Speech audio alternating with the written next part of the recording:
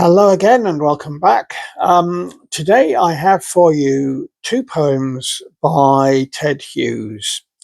One of the very notable features of Ted Hughes's work is that, unlike some earlier poets, he was utterly unsentimental about the natural world and about the realities of what Tennyson called nature read in tooth and claw with ravine.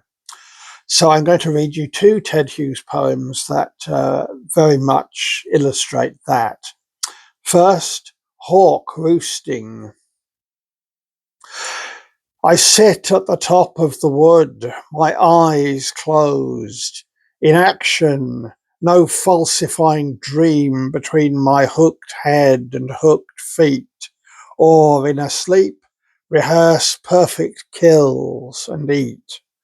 The convenience of the high trees, the air's buoyancy and the sun's ray are of advantage to me, and the earth's face upward for my inspection. My feet are locked upon the rough bark. It took the whole of creation to produce my foot, my each feather. Now I hold creation in my foot, or fly up and revolve it all slowly. I kill where I please, because it is all mine. There is no sophistry in my body. My manners are tearing off heads. The allotment of death for the one path of my flight is direct, through the bones of the living. No arguments assert my right. The sun is behind me. Nothing has changed since I began. My eye has permitted no change. I am going to keep things like this.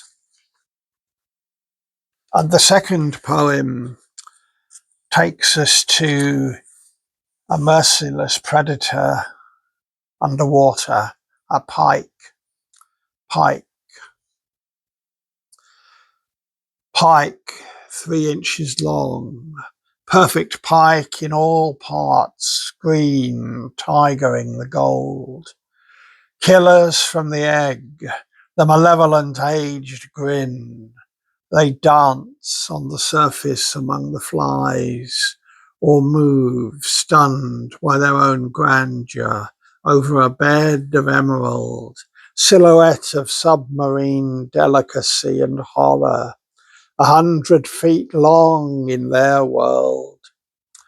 In ponds, under the heat-struck lily pads, gloom of their stillness, logged on last year's black leaves, watching upwards, or hung in an amber cavern of weeds, the jaws hooked clamp and fangs, not to be changed at this date.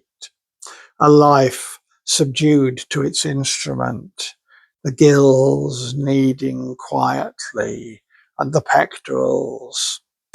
3 we kept behind glass, jungled in weed, 3 inches, 4 and 4.5, fed fry to them.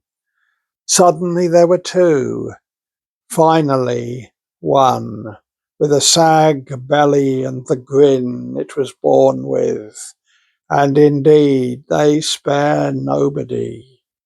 2 6 pounds each, over 2 feet long, high and dry and dead in the willow herb.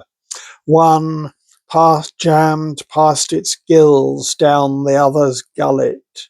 The outside eye stared, as a vice locks, the same iron in this eye, though its film shrank in death.